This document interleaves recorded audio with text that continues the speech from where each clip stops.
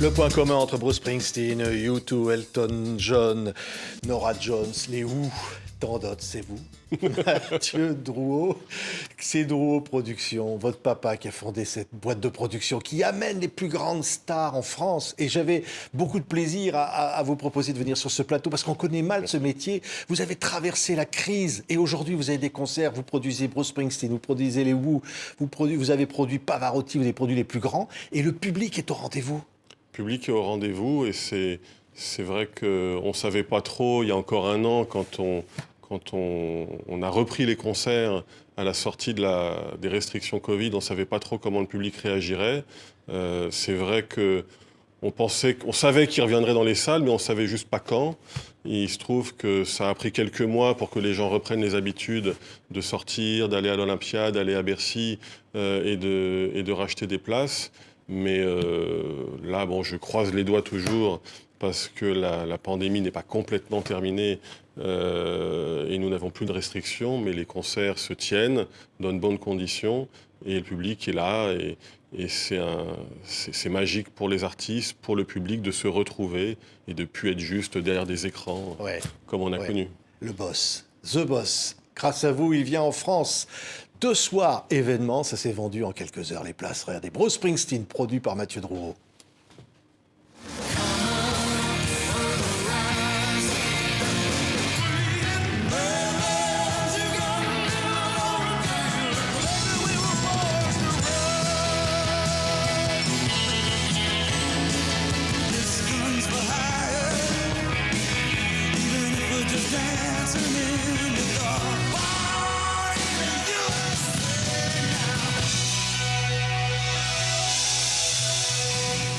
Comment on devient le producteur de Bruce Springsteen pour ses concerts en France, Mathieu? Ah bah ça, c'est une longue histoire familiale. Mon père a produit Bruce à la fin des années 80, un concert à l'hippodrome de Vincennes et sur la tournée Tunnel of Love. Et ce métier de production de spectacle est un métier de relation. Ce sont des relations avec les artistes qu'on met parfois des mois, des années à nouer. Ce sont des relations de confiance. Le producteur donne le bon conseil à l'artiste qui vient des États-Unis ou pour d'autres pays. Et quand ils arrivent en France, ils connaissent la France, mais ils ne savent pas forcément quel est le bon lieu, quelle est la bonne salle, la bonne période pour jouer. Ouais. Et nous, on est là pour leur recommander le bon moment, le bon endroit. Et là, ça sera une grande fête puisque le 13 et 15 mai, Bruce revient à la Défense Arena pour la première fois, puisque ce stade a été construit très récemment. Jackie Lorenzetti du Racing 92 a construit ce stade très récemment. Bruce n'y a jamais joué, ça sera une première. On avait déjà fait le Stade de France en 2003, en 2013. On avait fait Bercy aussi à plusieurs reprises. Mais c'est un stade couvert de près de 40 000 places. Et je m'attends à une ferveur comme rarement sur un concert de Bruce. Avec le E Street Band, évidemment. Alors, ça s'est vendu, je disais, même pas en quelques heures, les places. Ah oui, on a annoncé les concerts 1 an à l'avance. Pour tout vous dire, on devait faire le Stade de France en 2022 et on devait annoncer ce concert au Stade de France le 28 novembre 2021. Mon père est décédé d'une leucémie il y a 1 an et je devais aller à l'hôpital avec lui ce jour-là. On devait annoncer Springsteen au Stade de France ce jour-là. 3 jours avant, les premières dépêches d'Omicron sont sorties. Donc tous les projets de tournée ont été mis en stand-by à ce moment-là parce qu'on s'attendait avec ce variant que les stades ne soient encore fermés pour les concerts. Donc on n'a jamais pu annoncer Springsteen au Stade de France en 2022. Et ensuite, il a fallu remonter la tournée en 2023. Et pour des raisons de date, de planning et puis de choix aussi, parce que la Défense Arena, je pense, a beaucoup d'atouts. On a confirmé ces concerts. On les a annoncés 1 an à l'avance en mai dernier.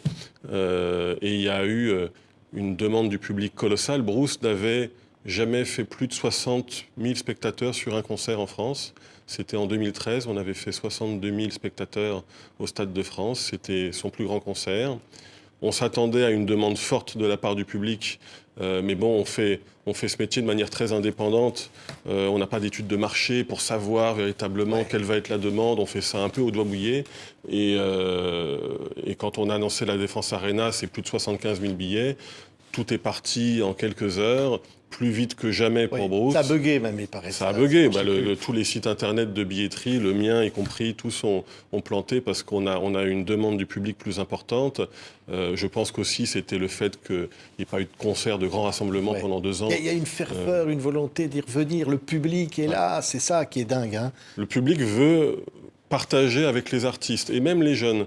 J'étais au Midem la semaine dernière puisque David Lisnard, maire de Cannes, a relancé le Midem pour la première fois depuis le Covid et on discutait avec des confrères que même les jeunes aujourd'hui ne sont pas forcément dans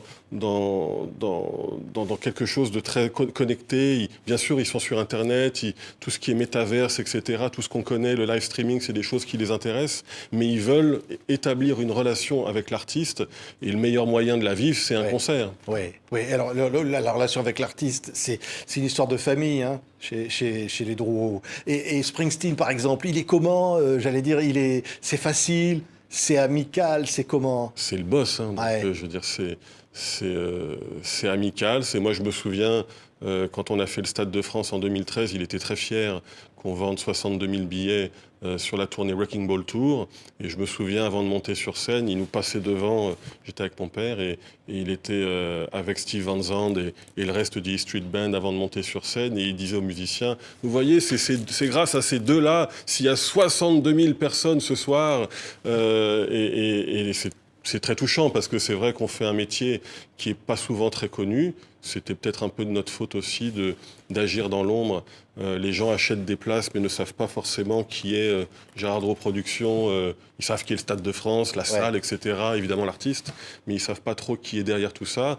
Et c'est vrai que c'est très touchant quand vous bossez des mois à ce qu'en France on puisse avoir ces grands concerts qui tournent dans le monde entier et qu'on vous remercie comme ça, et puis quelqu'un d'aussi... Enfin, qui pèse tellement aujourd'hui, mais y compris politiquement, je veux dire, c'est plus qu'un artiste pour Springsteen aujourd'hui, et c'est vrai que c'est des moments gratifiants. C'est un métier, on travaille pendant des mois pour 3 heures de musique et de célébration. C'est un métier parfois ingrat aussi, parce que quand ça se passe mal, c'est souvent la faute du producteur et jamais de l'artiste. Ça arrive ça parfois. Oui, il n'y a pas un producteur qui peut vous dire qu'il n'a jamais connu de... Non, mais il y a des artistes qui ont des caprices, qui... Non, pas forcément des caprices, mais c'est vrai que quand un producteur conseille à un artiste de faire le Stade de France et que le stade n'est pas plein, forcément l'artiste va vous dire, mais pourquoi vous m'avez dit de faire ça, quoi. Voilà. Moi, je vois derrière Brian Ferry, Scorpion, John Mayall, Randy Newman, le fils d'Ennio Morricone fait des tournées, Hans Zimmer, on en reparlera, les Queen que vous avez produits évidemment avec votre papa. Puis il y a un groupe là qui manque là-dedans. Regardez, devinez qui produit le concert de ce groupe mythique.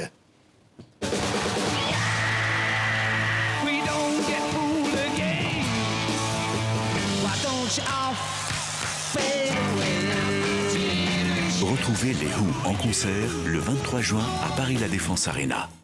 Ah bah c'est vous encore. Hein. Ouais. C'est encore vous, ça. Les Who, c'est vous. C'est qui? Les Who, ça fait plusieurs années. Je les ai déjà fait à Bercy quand ils ont joué Quadrophenie en intégralité. Pendant que Bercy était en rénovation, il y a quelques années, on a fait le Zénith. Parce que sur cette tournée, on n'avait pas d'autres lieux à Paris pour produire le groupe. On a déjà fait le Zénith de Toulouse aussi et quelques festivals. Là, c'est un des 4 concerts produits en Europe en 2023. Alors, c'est pas une tournée d'adieu parce que les Who, je pense, ne font pas partie de ces artistes qui annoncent les adieux. C'est un peu comme les Rolling Stones. Les tournées se suivent, mais un jour, ça s'arrêtera. On ne sait pas quand, mais ça s'arrêtera forcément. Il n'y a que 4 concerts en Europe, un en Allemagne, un en Italie, un en Espagne, et Paris, à la Défense Arena. Et je viens de voir qu'hier, ils ont annoncé aussi des dates en Angleterre. Ils ont annoncé des dates en Angleterre, ils vont faire 7 ou 8 dates. C'est une excellente formation. Roger Daltrey et Pete Townshend sont toujours dans le groupe, évidemment. Mais Zak Starkey aussi à la batterie, qui est le fils de Ringo Starr, est un des meilleurs batteurs au monde. Il accompagne les Who depuis plus de 20 ans. C'est vraiment, vraiment un grand, grand batteur, au même rang que Mikkey Dee, qui accompagne Scorpion aujourd'hui, après avoir accompagné Motorhead. C'est des grands, grands musiciens. Et là, ils vont jouer Tommy en intégralité, ils vont jouer Quadrophenia en intégralité, et une sélection d'autres tubes. Donc ça va être encore un grand, grand concert. Ah ouais, méga fête. Elton John. Elton, Ah oui, longue Elton, histoire. je suis ravi pour lui parce que... Pas de concert d'adieu pour Elton, hein, ça continue toujours. Hein. Non, si, parce que là, en ce moment, il est au milieu de sa tournée d'adieu. Suite au film Rocketman qui est sorti, Elton voulait dire au revoir au public parce que Elton avait la particularité de travailler quasiment toute l'année. Vous avez des artistes qui font des tournées, qui arrêtent quelques années, qui reviennent. Elton, de septembre à décembre, de février à juillet, était toujours en concert quelque part dans le monde, en Amérique, en Europe, en Asie, où vous voulez. Et cette tournée d'adieu, c'est l'occasion pour lui de dire au revoir au public qui l'a suivi évidemment toutes ces années, qui venait le voir. Il n'y aura plus de tournée après d'Elton John dans ce format-là de tournée. Après, est-ce qu'il fera un concert par-ci, par-là? Ça, c'est à lui que c'est que la décision appartient. Farewell, Yellow Brick Road. Yellow Brick Road. Farewell, ça veut bien dire que c'est éternel, ça ne s'arrêtera Alors, jamais. on avait commencé avant le Covid, puisqu'on avait fait le stade Pierre-Mauroy à Lille, on avait fait Bercy à l'Accor Hotel Arena, on avait fait Bordeaux, on avait fait les arènes de Nîmes. On devait finir la tournée d'adieu en 2020 et en 2021, mais le Covid a reporté nos plans. Donc on a fait la Défense Arena en juin 2022, 2 soirs, 62 000 personnes. Et j'étais ravi pour lui parce que c'est quelqu'un qui a une telle carrière, qui est un des plus grands vendeurs de disques, qui a les plus grands tubes et qui, contrairement aux Stones ou à U2, ne fréquentait pas les stades. C'était pas quelqu'un qui attirait le public de manière aussi large. Et cette tournée d'adieu lui a permis de le faire, et il le mérite. On a encore 3 Bercy qui sont des reports de la période Covid qui doivent se faire en juin, qui sont déjà complets, et qui doivent terminer cette tournée. Moi, je suis ravi pour lui. C'est quelqu'un qui aime la France, qui, avec sa maison... Il aimait votre papa aussi. On voit une photo derrière vous, là. C'était avec votre papa, Gérard Drouot. Il était très affecté. Ouais. Quand mon papa est décédé, j'ai reçu évidemment énormément de messages, évidemment de la part d'Elton. J'ai enterré mon père sur l'île de Saint-Barthélemy dans les Antilles parce que c'était un peu son deuxième chez lui. C'était son endroit coup de cœur. Et quand j'ai dit ça à Elton et à son manager, ils m'ont dit « Ah bah tu nous diras parce qu'on veut planter un arbre pour ton père à Saint-Barth ». Enfin, c'était évidemment... de toute façon, au décès de mon père, j'ai reçu un soutien extrêmement chaleureux de tous les artistes qui accompagnent GDP, la société, depuis 30 ans. Et ça a fait beaucoup chaud au cœur. Ça m'a aidé aussi à donner un peu un avenir à la société parce que c'est vrai que Gérard Drouot Productions, qu'est-ce qui se passe quand Gérard n'est plus là? C'est vrai que même si je travaille avec lui depuis 15 ans, on n'avait pas prévu qu'il parte aussi vite parce que sa leucémie, ses médecins et moi-même, on était convaincus qu'on pouvait la traiter. J'ai fait d'ailleurs un don sanguin, une greffe de cellules souches pour tenter de soigner sa leucémie. Et ça a été très dur puisque quand j'ai fait ça, mon père a commencé à reconstruire ses cellules souches. Après la chimio, la radiothérapie et tout ça, il a commencé à se refaire une santé, si j'ose dire. Et un mois après, les médecins m'ont dit que voilà, ça mettait du temps, mais on était sur la bonne voie, que mon père n'avait plus de cancer, que la leucémie était résorbée et que ça allait prendre du temps, mais qu'il allait aller mieux. Et malheureusement, après ça, tous les organes vitaux, les poumons, le cœur, les reins, etc. Tout a commencé à déconner et il est décédé pas très longtemps. On lui dit merci, Gérard Drouot, comme on voit sur l'affiche. On va reparler de lui dans quelques instants, un concert. Si je vous dis Hans Zimmer, on se dit mais comment vous allez remplir Bercy, ce qu'on appelait Bercy, c'est toujours Bercy, avec Hans Zimmer? Parce que même les gens de Bercy ne savaient pas qui c'était. C'est l'Accor Arena, c'est à Bercy, mais c'est l'Accor Arena. Si je ne dis pas l'Accor Arena, ils vont me taper dessus. Mais ça reste une arena majeure en France. C'est vrai que Hans Zimmer, comme beaucoup de ses compositeurs de musique de film, n'ont pas tourné. pendant des années. Il a évidemment eu la carrière incroyable qu'il a eue avec tous les films qu'il a pu composer, Gladiator, Inception, je veux dire, Gladiator, le dernier Top bien Gun, sûr. Oui. Et Roi c'est Lion. vrai que il s'est dit un jour, tiens, je vais monter sur scène. Et c'est vrai qu'on rencontre un succès faramineux. Hans Zimmer, il reste encore quelques places pour les 3 Bercy de juin, mais il n'en reste pas beaucoup. Donc ceux qui veulent le voir, il faut se dépêcher. Déjà 3 Bercy complets l'an dernier. On refait Bercy 3 soirs en juin, un peu autour des dates d'Elton John d'ailleurs.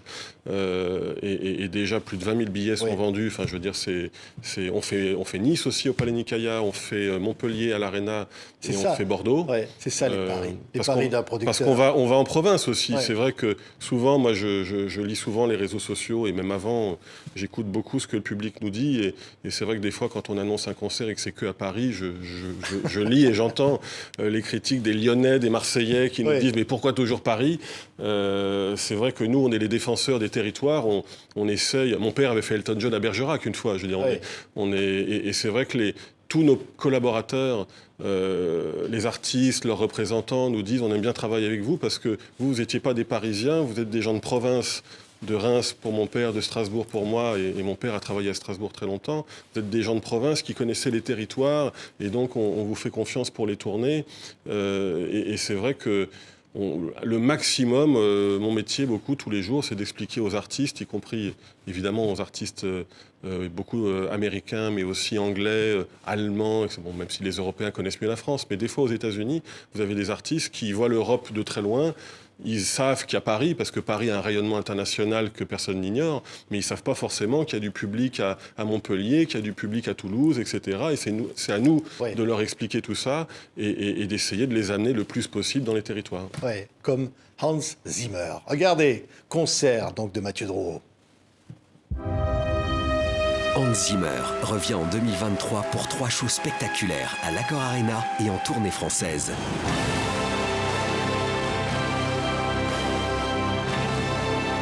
Accompagné d'un groupe, d'un orchestre et d'un chœur, Hans Zimmer jouera ses meilleures compositions tirées de nombreux chefs-d'œuvre. Location point de vente habituelle. Plus d'infos sur gdp.fr. Et voilà, encore une production que vous assurez, Mathieu Drouot. Je voulais vraiment parler un instant de votre papa. Parce que quand même, quelle aventure. Étudiant en médecine, il commence le premier contact avec la musique, produit, je crois, le groupe Caravane. Et puis ensuite, ça y est, ça démarre. Il y a quelque chose de dingue avec la vague rock de l'époque, les Magma au bonheur des dames. Ça commence comme ça. Il a commencé déjà en associatif. Il avait monté une asso qui s'appelait Musique Action Reims, puisque mon père était rémois et avait grandi là-bas. Et son truc à l'époque, c'était pas de faire des tournées, il s'en croyait pas forcément capable, c'était d'amener à Reims des groupes de rock. Pas que, il était aussi fan de Crosby, Stills & Nash et de John Baez, de toute cette scène folk de l'époque. Et c'était son moteur, c'était d'amener des concerts à Reims.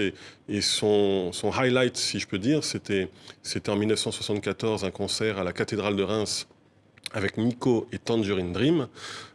Concert qui avait été retransmis à l'époque en direct sur France Inter.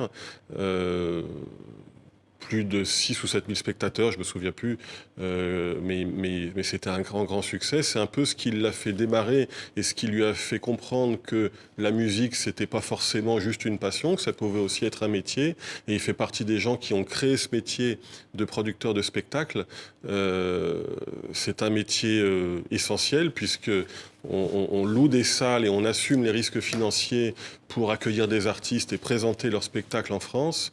Je ne suis pas producteur dans le monde entier, je fais la France, je fais quelques territoires francophones en Suisse, en Belgique, les dom-toms, etc. Mais c'est un métier clé qui nous permet justement que les grandes tournées mondiales que l'on voit soient aussi en France. Ouais. On voit derrière vous, hein, Mathieu, ça, c'est YouTube génial, en live, 130 francs la place, lundi 15 juin 1987 à 20h30. C'était un des premiers concerts Gérard Drouot, GDP, production. exactement, ouais. Voilà. 87 au Zénith. Ouais. Mon père a travaillé très longtemps avec U2. Quand il est décédé, le groupe m'avait envoyé une gerbe de fleurs et m'avait envoyé un message très gentil. Adam Clayton m'avait dit qu'un concert en France ne serait plus le même maintenant pour eux, sachant que mon père n'est plus là.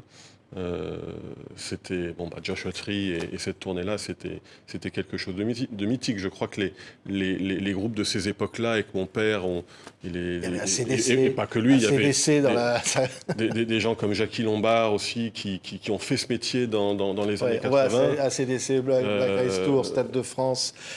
Oui, et alors il va y avoir des choses absolument. Léonard Cohen aussi, votre papa va amener Tout Léonard ça, Cohen. c'est des musiques qui vont rester. Je veux dire, aujourd'hui, on va à l'opéra pour écouter du classique, mais toutes ces musiques-là qui ont tourné dans les années 80, 70 et jusqu'à aujourd'hui, ça devient la nouvelle musique classique. Je vois aussi que tous ces groupes-là commencent à produire des groupes de reprises. C'est le cas de Queen qui a monté un groupe de reprises qui s'appelle Queen Extravaganza. C'est Brian May et Roger Taylor qui ont choisi les musiciens et on tourne en France pour une dizaine de dates. On fait 2 soirs à l'Olympia.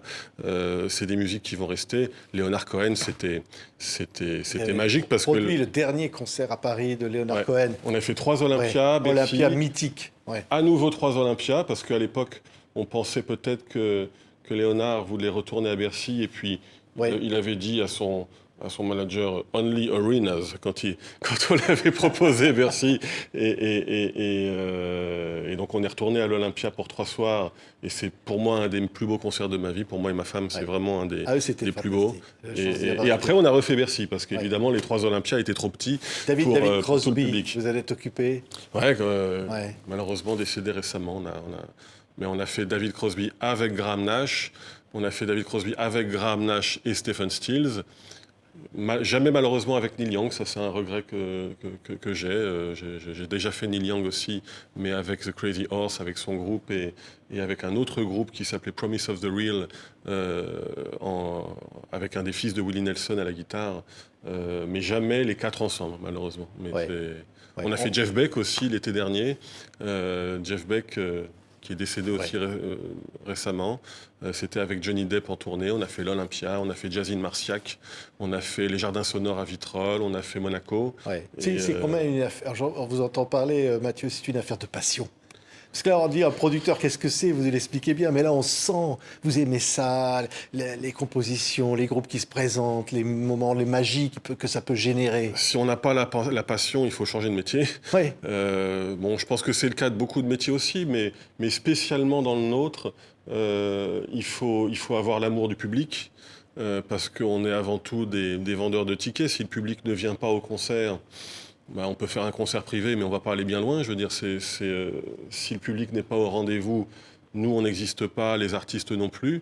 Et puis, il faut avoir l'amour des artistes aussi, puisque on s'efforce à chaque fois de donner les meilleurs conseils, de recommander les plus belles scènes, les plus adéquates. Chaque artiste a son niveau. Je fais des fois des concerts au Café de la Danse à Paris, dans des petites salles, tout comme je peux faire le Stade de France. Chacun a son parcours. Et nous, on est un peu... Je suis un peu un caméléon des fois. J'essaie de m'adapter à la demande de chacun. Je fais des concerts de rock, des concerts de jazz, sur des scènes complètement différentes. C'est vous, les insus, évidemment. Les insus, téléphone qui s'est reformé. C'est quand même un truc qu'on ne rêvait même pas que ça puisse arriver. Moi, j'y croyais plus. Je suis né en 83, donc Téléphone faisait partie des 2 groupes avec les Stones où j'avais les CD à l'époque où le CD s'est créé. Je me souviens, mes parents m'avaient offert un lecteur CD Fisher-Price et j'écoutais mes CD avec ça. Et Téléphone en faisait partie. J'avoue que mon père m'avait raconté évidemment pendant des années qu'il espérait les revoir un jour sur scène et puis il s'était vu, ça s'était jamais fait. Donc c'est vrai qu'on n'y croyait plus beaucoup. Et puis un jour, j'ai travaillé avec Louis Bertignac, pour qui j'ai fait une tournée sur son album qui s'appelait Suis-moi, qui est sorti en 2014-2015. Et Louis, un jour, m'a dit qu'il y allait avoir un concert au Point Éphémère. C'était à l'époque, c'était pas du tout annoncé. Il va y avoir un concert à Point Éphémère. Ça devrait te plaire. Et c'est vrai que on s'y attendait plus. Alors c'était pas Téléphone, puisque Corinne Mariano n'était pas là.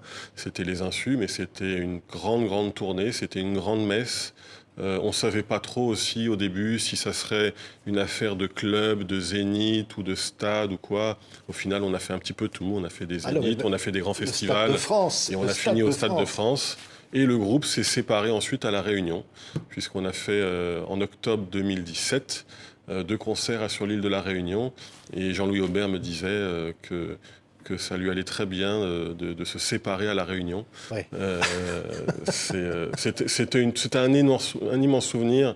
J'avais jamais travaillé avec Jean-Louis Aubert, j'avais jamais travaillé avec Richard Kolinka. Je pense qu'on a tous pris énormément de plaisir et de bonheur à faire cette tournée. Encore une fois, je pense que c'est quelque chose dont on pensait plus possible, qu'on ne pensait plus possible. Et puis on l'a fait. Et c'était l'occasion aussi de rencontrer François Ravard, qui était le manager historique de Téléphone, qui est le manager des Insus, avec qui on a orchestré cette tournée et qui a fait un travail extraordinaire. C'était plus d'1 million de billets à la fin. Et c'est une équipe, je veux dire, notre rôle est essentiel, mais c'est important aussi qu'un artiste soit bien accompagné avec le bon manager, le bon agent, et qu'entre eux aussi, ils prennent plaisir, parce que si on ne prend pas du plaisir à monter sur scène... C'est la dernière tournée de Michael Jackson qui n'a jamais eu lieu. Non, n'a jamais eu lieu. C'était vous qui deviez le produire? Mon père. C'était une tournée qui devait se faire d'ici. Mon père avait reçu un coup de fil un jour pour faire ses concerts à Bercy. Il avait pris Bercy pendant 2-3 semaines. Et malheureusement, Michael est décédé. Ouais. Mais ça aurait été aussi... ma femme m'a toujours dit... Putain, si ton père avait fait ça, je serais venu tous les soirs, évidemment. Mais c'est pas... Il y a évidemment beaucoup de réussites dans ce métier, beaucoup d'événements marquants, et puis des fois, il y a des déceptions, des trucs qui se font pas. Je dis toujours à mon assistante, c'est quand on fait des tournées, notre équipe qui fait la promotion, qui me fait la mise en vente des billets, ils voient les shows qui se font, qui se confirment. Mais il y a beaucoup de trucs aussi, ces fois, sur lesquels on travaille, qui malheureusement ne se font pas. Et c'est la vie de tous les jours. Hein. Ouais. On voyait Norah Jones tout à l'heure, évidemment, qui continue de tourner. Ouais. Un mot sur... Vous avez fait Pavarotti, quand même. Le classique, Lang Lang. C'est-à-dire qu'il n'y a pas de genre fermé. Non, on fait du classique au rap. En passant par le jazz, le rock, le métal. Oui, le jazz de Nice, dont votre le jazz de Nice, qu'on a fait pendant 3 ans, qu'on fait plus maintenant. Le hard rock, le Hellfest. Le hard rock, qui est une marque qui vous appartient. Ouais, c'est une grande fierté. Je ne sais pas si ACDC remontera sur scène un jour. Je pense que ça se fera peut-être jamais. Pourquoi? Ça n'était pas envisagé?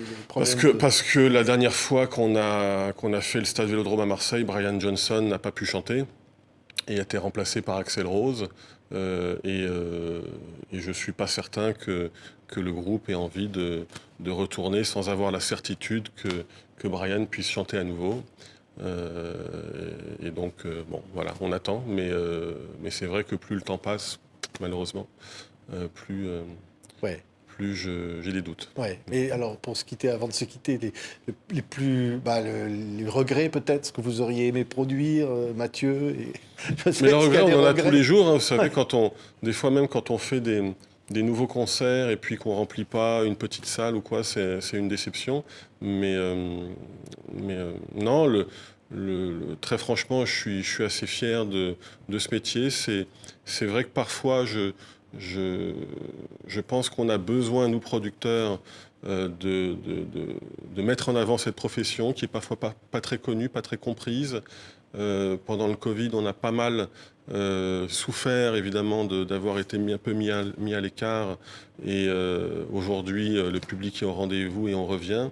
Mais je pense que c'est à nous d'expliquer ce qu'est ce métier, de peut-être créer des vocations aussi. Oui. Mais c'est une manière avec qui on prend des risques.